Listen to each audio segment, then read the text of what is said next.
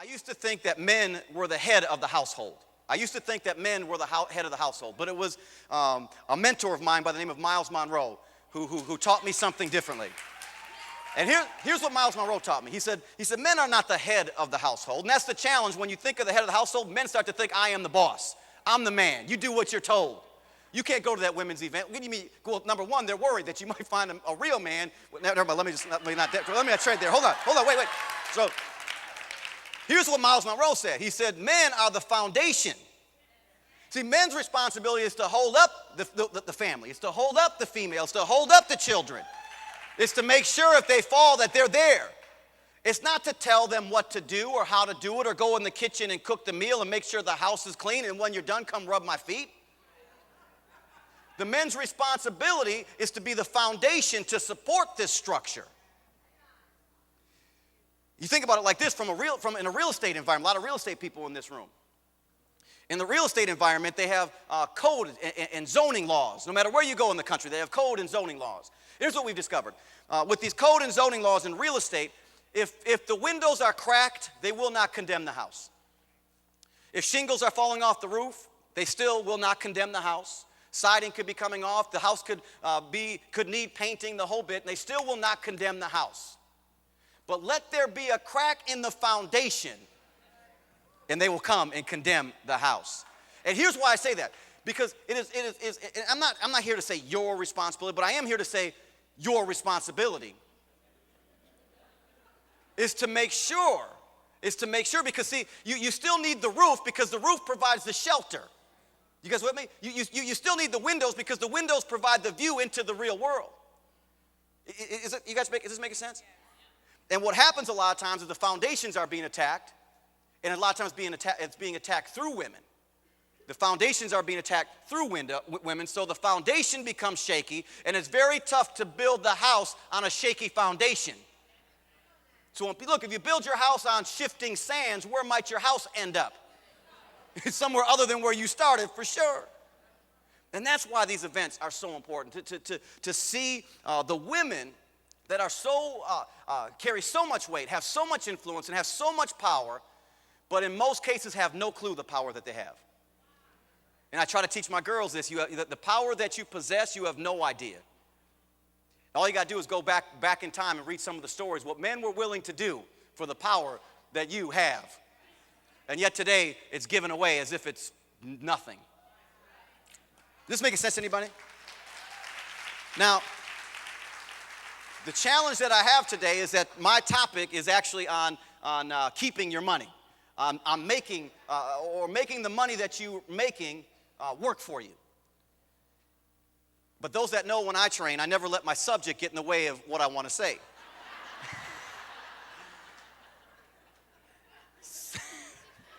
All right.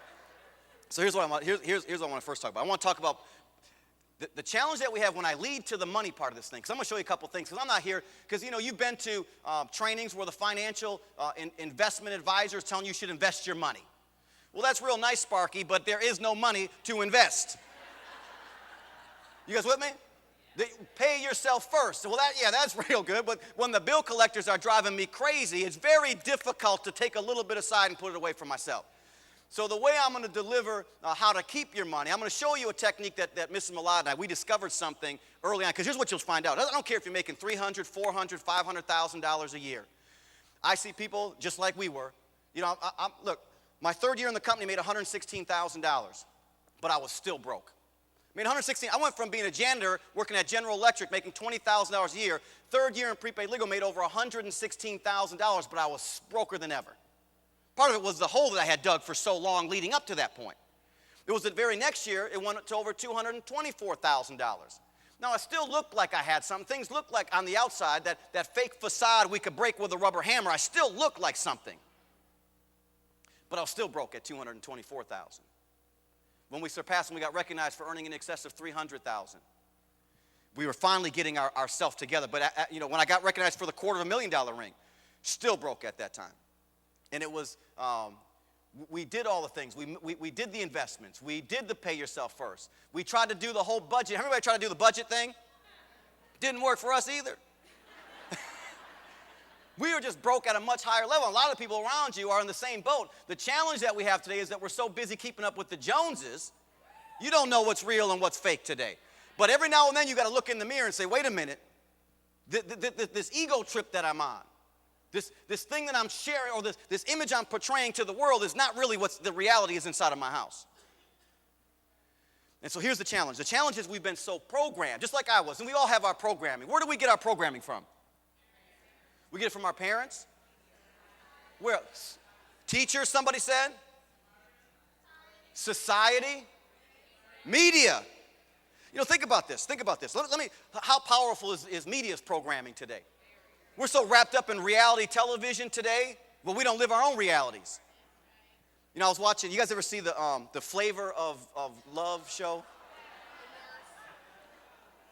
Now, I'm not sure, ladies, am I missing something? Is Flavor Flav, is he really a good-looking cat? All right, I just want to make sure. All right, but these women were lined up. Were they not? Were they not lined up to marry Flavor Flav? One of the ugliest men on the planet. No, I'm just. All right, listen. But that was just the beginning of what came out. They spun off another show. What was the lady's name? I Love New York. And you know how we get caught up in this stuff sometimes. I remember I was traveling. I travel a lot, so I'm in a hotel room, and I click on this I Love New York program by accident. It was there. And you know, and sometimes there's stuff you see, and it like shocks you into staying tuned. I didn't want to look. I tried to look away, but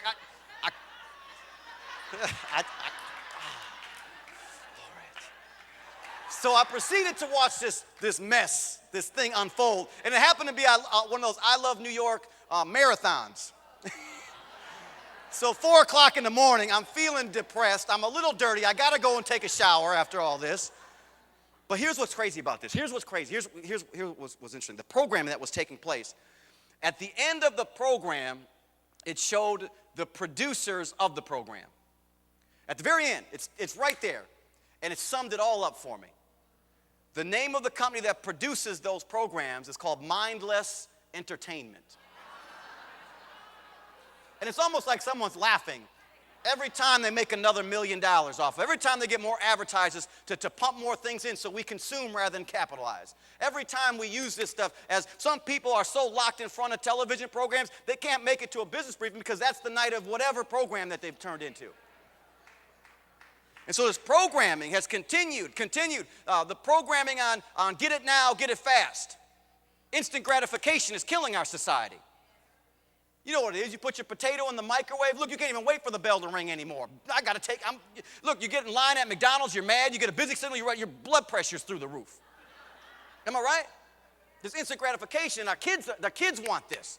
That's why they get so involved in things, because they're tired of being bamboozled about this. Go to school, get a good education, and somehow you're going to live the American dream. They see us not living the American dream, so how is that possible?